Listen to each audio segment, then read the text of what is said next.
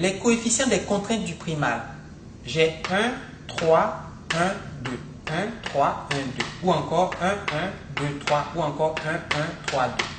Est-ce que ces coefficients apparaissent dans le dual? La réponse est oui. Mais regardez dans quel ordre. Vous avez 1, 3, 1, 2. Mais ici, vous avez 1, 1, 3, 2. 1, 3, 1, 2. 1, 1, 3, 2. Qu'est-ce qui s'est passé? Eh bien, appelons à la matrice des coefficients des contraintes du primal. Si j'appelle à cette matrice, vous avez 1, 3, 1 et 2. Appelons B la matrice des coefficients du dual. J'ai 1, 1, 3, 2. 1, 1, 3. Est-ce que vous ne voyez pas un rapport entre la matrice B et la matrice A? Moi, je vois un rapport. Un rapport très simple, c'est que la matrice B n'est pas autre chose que la transposée de la matrice. Et ce T est mis évidemment pour la transposition. D'accord? Quand on transpose une matrice, qu'est-ce que ça veut dire? Ça veut dire que les lignes de la matrice deviennent des colonnes et les colonnes deviennent des lignes. Transposer une matrice, c'est changer les lignes en colonnes et les colonnes. Alors, regardez la première ligne, 1, 1, elle est devenue la première colonne de la matrice B pour le dual. Et puis la deuxième ligne, 3, 2, elle est devenue la deuxième colonne de la matrice B. Donc quand je dis dans la première remarque que les coefficients du primal apparaissent toujours, mais dans un ordre bien précis, dans le dual, c'est ce que je veux dire. Les coefficients 6 et 5 du primal, de la fonction objective du primal, vont devenir les coefficients du second membre du dual. Première chose, les coefficients 5 et 12 du second membre des contraintes du primal vont devenir les coefficients de la fonction objective du dual.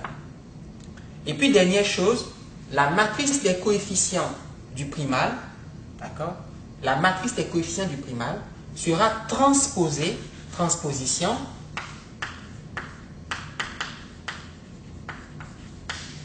transposée de A. Elle sera transposée pour produire la matrice des coefficients du dual. Donc A transposé se retrouve ici, vous pouvez voir 1, 3, 1, 2. 1, 3, 1, 2. 1, 3, 1. Et puis les contraintes de non-négativité, dans les deux cas, au primal comme au dual, les variables de décision, les variables économiques sont des variables non négatives. Donc il faut avoir x1 et x2 supérieur ou égal à 0, y1 et y2 supérieur. Une deuxième remarque, c'est que si le primal est un programme linéaire de type maximisation, alors le dual est un programme linéaire de type minimisation.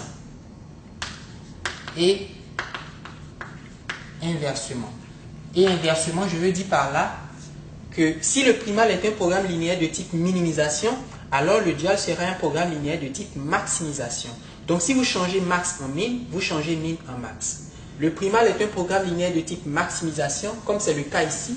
On nous dit que le dual sera un programme linéaire de type minimisation.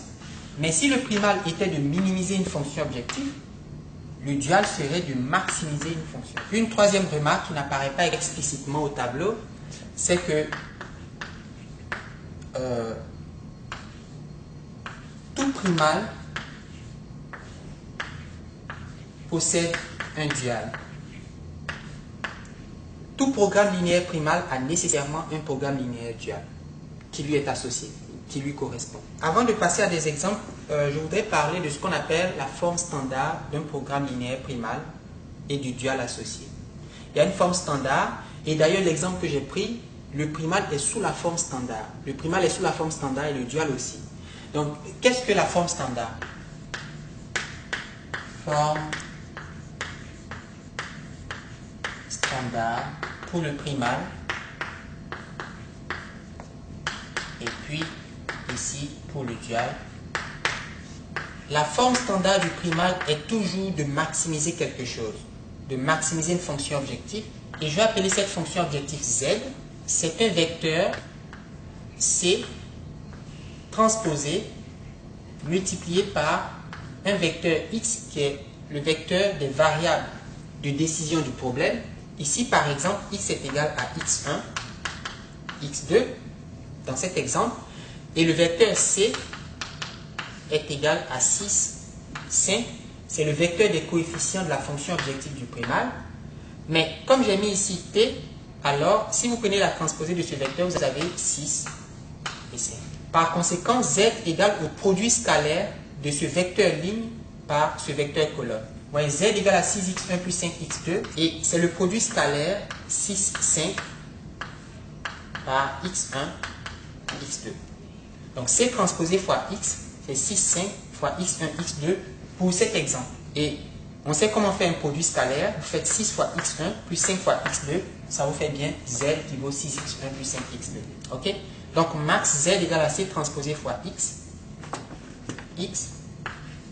sous les contraintes A fois x inférieur ou égal à B et x supérieur ou égal au vecteur. Ça c'est le primal. Et j'écris que A est la matrice des coefficients des contraintes du primal. B est le vecteur second membre ou le vecteur des coefficients des seconds membres des contraintes du primal. Donc ici B vaut combien? Ici B égale 5. B est un vecteur colonne parce que je n'ai pas mis transposé. Donc B égale à 5, 12. 5, 12. A est la matrice des coefficients, j'ai effacé. A vaut ici 1, 1, 3 et 2. Et nous savons comment prendre la transposée de A pour construire le dual. C'est 1, 1, 3. Et je dis que x est supérieur ou égal au vecteur nul. Cette inéquation n'a de sens que si je précise que, puisque x est un vecteur, le vecteur nul est aussi un vecteur. C'est-à-dire qu'il y a deux composantes 0 et 0. Et dire que x est le vecteur nul, et dire que x est supérieur ou égal au vecteur nul, ça veut dire simplement que chaque composant de x est supérieur ou égal à chaque composant du vecteur nul. Autrement dit, x1 est supérieur ou égal à 0, x2 est supérieur ou égal à 0, x3 supérieur ou égal à 0, x4, etc. jusqu'à xs. Si un programme linéaire est donné initialement ou originalement sous cette forme, c'est-à-dire qu'il s'agit de maximiser z égale à quelque chose, et que toutes les contraintes, d'accord, a fois x, cette matrice multipliée par ce vecteur, ça va nous donner un paquet de trucs, là sont des comptes. Donc cette chose-là représente l'ensemble des contraintes du programme linéaire. Et il faut que toutes les contraintes soient inférieures ou égales. Pour la forme standard du primal, il faut qu'on ait inférieur ou égal. Et si c'est le cas, alors le dual sera de minimiser. On va minimiser W qui sera B transposé fois Y, d'accord, B transposé fois Y sous les contraintes suivantes, A transposé fois Y. J'ai inférieur ou égal, ici j'aurai supérieur ou égal, et comme ici j'ai B, ici j'aurai C.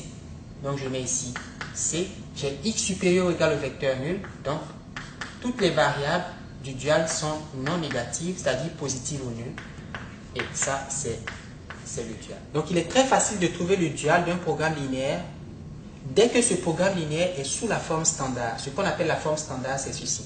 Max de z égale à quelque chose, toutes les contraintes sont inférieures ou égales, et les variables sont supérieures ou égales à 0. Et si on a ça, alors le dual s'écrit simplement min, puisque j'ai max, j'écris min de, bon, j'ai pris ici z, donc ici je prends w, qui est le produit scalaire de quoi? De b transposé fois le vecteur des variables y. Et il y a combien de composantes dans y?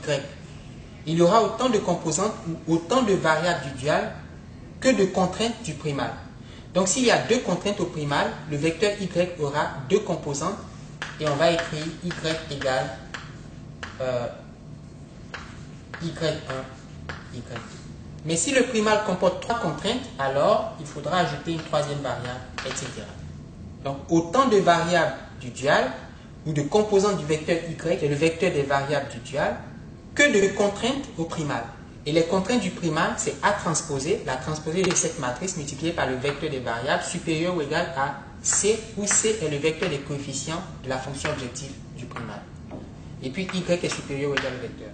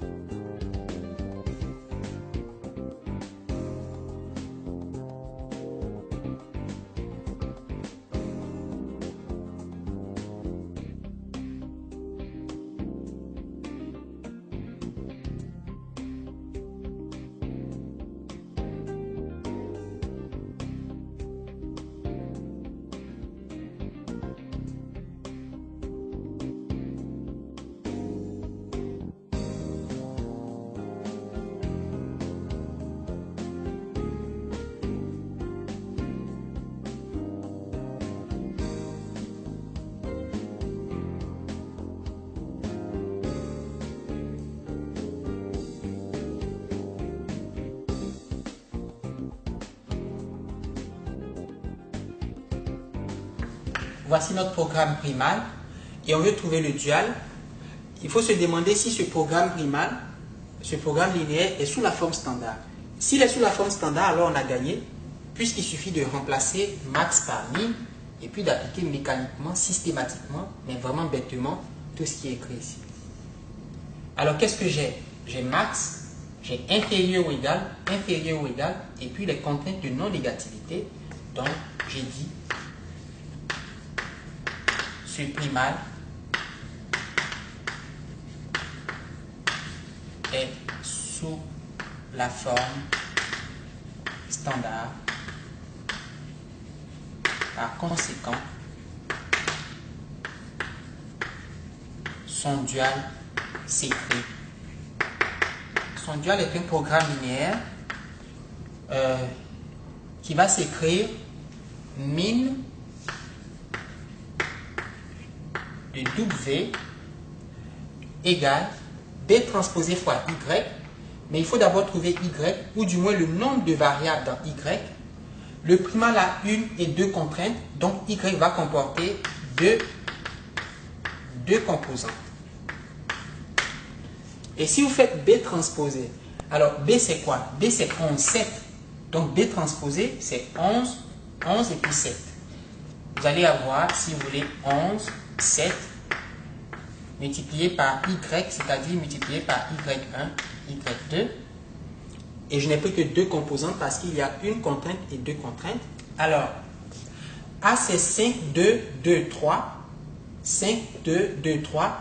Si vous faites la transposée de cette matrice, la matrice des coefficients des contraintes du primal, vous aurez 5, 2 et 2, 3. Voilà, vous aurez encore 5, 2, 2, 3. Donc vous aurez 5 et puis ce 2 qui passe ici, donc ça va faire 2. Et ce 2 passe ici et ce 3 il reste ici, donc ça fait 2, 3. Donc 5, 2, 2, 3. C'est une matrice symétrique. Donc ici, A égale 5, 2, 2, 3. Et par conséquent, A transposé est encore égal à 5, 2, 2, 3. On dit que la matrice A est symétrique. On multiplie par le vecteur Y, c'est-à-dire par Y1, Y2, qui est supérieur ou égal au vecteur C, mais le vecteur C, c'est le vecteur des coefficients de la fonction objective du primal. Donc c'est 7, 5. 7, 5. Et puis Y supérieur ou égal au vecteur nul, ça veut dire simplement Y supérieur ou égal à 0, Y2 supérieur ou égal à 0. Alors développons cette chose-là. Donc,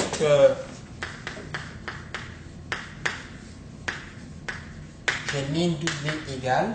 Faisons le produit scalaire de ce vecteur ligne par ce vecteur colonne. Ça fait 11 fois Y1 plus 7 fois Y2. Donc j'écris 11 Y1